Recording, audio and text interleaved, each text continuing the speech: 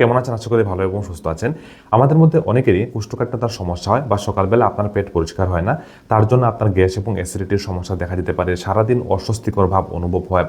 পেটে প্রচণ্ড ব্যথার সমস্যা হতে পারে বা আপনার ইন্টেস্টাইনের মধ্যে নানান সমস্যা দেখা দিতে পারে।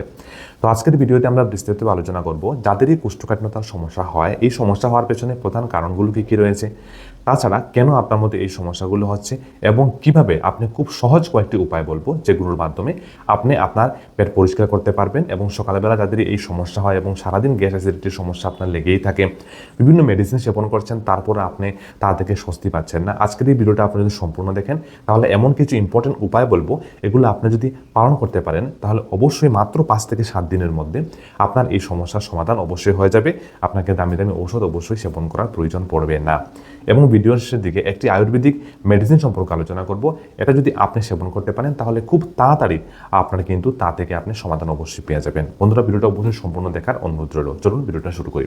তো প্রথম আমরা জানবো যে কোষ্ঠকাঠিন্যতার ব্যাপারটি আসলে কি। বন্ধুরা, কোষ্ঠকাঠিন্যতা হলো একটি সাধারণ হজমের সমস্যা আমি বলবো, যেখানে মলত্যাগের হার কমে যায় বা মল খুব শক্ত হয়ে যায় বা শুষ্ক হয়ে যায়। এর ফলে মলত্যাগের খুব বেশি কষ্ট হয় এবং বেদনাদায়ক হয়ে পড়ে।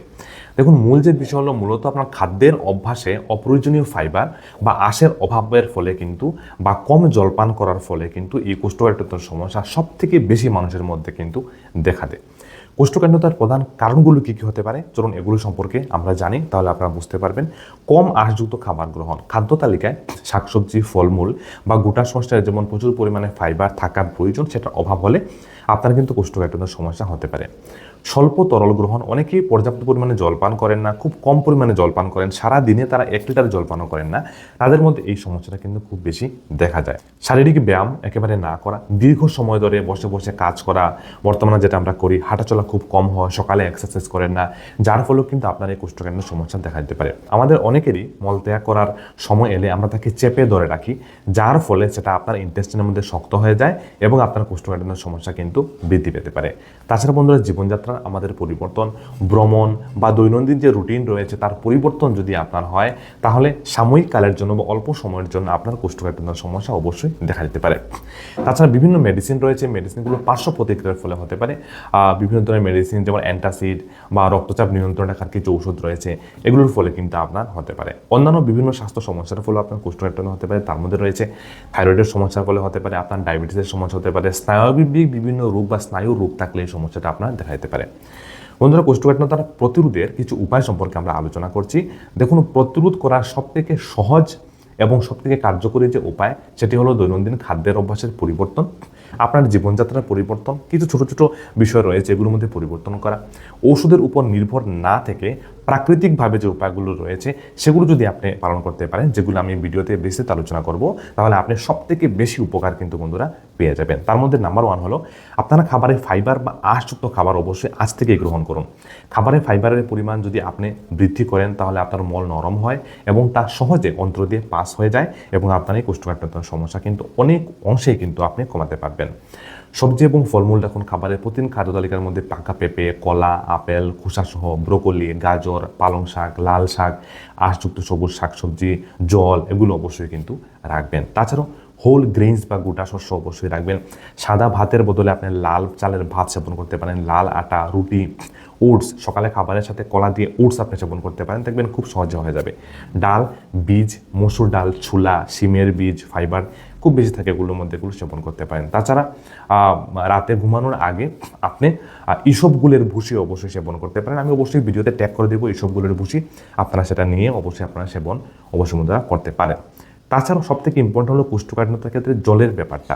আমরা জল কম পরিমাণে পান করি, জল কম পরিমাণে পান করলে তা মলকে শুষ্ক করে দেয়। ফাইবারযুক্ত খাবার তখনই ভালো কাজ করে যখন আপনি শরীরে পর্যাপ্ত পরিমাণে জল দেবেন বা জল পান করবেন।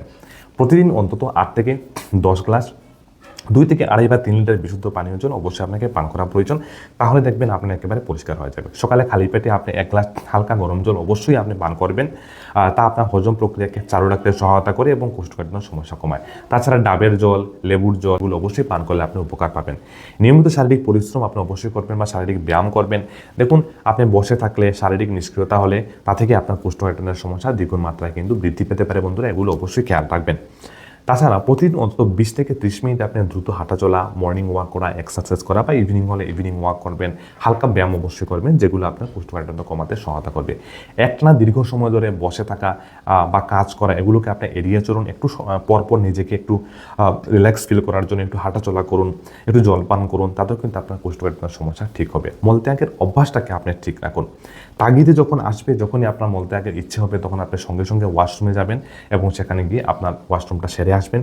যদি আপনি চেপে ধরে রাখেন তাহলে কি হয়, ইন্টেস্টাইনের মধ্যে আমাদের ক্ষুদ্রান্ত বৃহদন্ত্রের মধ্যে জল শোষণও বেশি হয়, আর যার ফলে আপনার মলটা শক্ত হয়ে যায়। নির্দিষ্ট সময় নির্ধারণ করুন। প্রতিদিন সকালবেলা খাবারের পর একটি নির্দিষ্ট টয়লেটের সময় সেট করে নিন এবং এই অভ্যাসটাকে আপনি মেনটেন রাখুন। তাহলে দেখবেন এই কোষ্ঠকাঠিন্যতার সমস্যা আপনার অনেক গুণ কিন্তু কম হবে। তাছাড়াও ত্রিফলার চূর্ণ একটা মেডিসিন রয়েছে, রাত্রেবেলা অবশ্যই আপনি সেবন করবেন। সঠিক পজিশন, দেখুন অনেকে কোমোড ব্যবহার করেন, যাদের কোষ্ঠকাঠিন্যের সমস্যা হয় কোমোড ব্যবহার করলে তাদের আরও বেশি হতে পারে বা মলটা পরিষ্কার হবে না। আপনার ইন্ডিয়ান যে টয়লেট রয়েছে বা নিচে বসে মল ত্যাগ করা, সেটা অবশ্যই করবেন। তাহলে দেখবেন আপনার ইজিলি পাস হয়ে যাবে এবং আপনার পেট পরিষ্কার হয়ে যাবে। কোষ্ঠকাঠিন্যতার মতো সমস্যা হওয়ার সম্ভাবনা আপনার অনেক অনেক কম থাকবে। কিছু খাবারকে অবশ্যই আপনার বন্ধুরা এড়িয়ে চলা প্রয়োজন। অতিরিক্ত তেল, চর্বিযুক্ত খাবার, ফাস্ট ফুড, প্রক্রিয়া করা যে খাবার, যেমন মাংস বেশি পরিমাণে সেবন করা, তাছাড়া খুব বেশি মশলাযুক্ত খাবার, চা, কফি, এগুলো যদি আপনি বেশি পরিমাণে খান তাহলে এগুলো কিন্তু আপনার কোষ্ঠকাঠিন্যের সমস্যাটাকে অনেক অনেক গুণ বৃদ্ধি করে দিতে পারে। বন্ধুরা, কোষ্ঠকাঠিন্যের সমস্যা কেন হয় তার প্রধান কারণ কি এবং খুব সহজ কিছু ঘরোয়া উপায় সম্পর্কে আজকের ভিডিওতে আলোচনা করলাম। আপনারা যদি এগুলো পালন করতে পারেন অবশ্যই আপনার কোষ্ঠকাঠিন্যের সমস্যাকে আপনি দূর করতে পারবেন। একটা কথা মনে রাখবেন, কোষ্ঠকাঠিন্যের সমস্যা থেকে দীর্ঘদিন থাকলে আপনার কিন্তু পাইলসের মতো সমস্যা হওয়ার সম্ভাবনা কিন্তু খুব বেশি বৃদ্ধি পায়। আর একবার পাইলসের মতো সমস্যা হলে ভাই তার থেকে নিস্তার পাওয়া কিন্তু খুব বেশি কিন্তু কষ্টকর। বন্ধুরা, ত্রিফলা চূর্ণ একটা মেডিসিন রয়েছে, যেটা আপনার রাত্রেবেলা যদি অবশ্যই সেবন করেন, হালকা গরম জলের সাথে মিশিয়ে 2 চামচ আপনি যদি রাত্রে সেবন করেন তাহলে কিন্তু অনেক অনেক উপকার পাইতে পারেন। মাত্র 5 থেকে 7 দিন যদি সেবন করেন, আমি চেক করে দেবো ভিডিওতে, তাহলেই আপনি অনেকটা উপকার অবশ্যই পেয়ে যাবেন। তবে জল এবং ফাইবারযুক্ত খাবার অবশ্যই খাদ্য তালিকার মধ্যে যুক্ত করবেন, না হলে কিন্তু তা কোনো কাজই করবে না। আশা করি ভিডিওটা আপনার উপকার আসবে। যদি ভালো লাগে লাইক, শেয়ার এবং ফলো করে অবশ্যই আমাদের সঙ্গে থাকবেন এবং তথ্য পেতে, এবং আপনার মূল্যবান মন্তব্য অবশ্যই কমেন্টে লিখে যেতে ভুলবেন না। অসংখ্য ধন্যবাদ।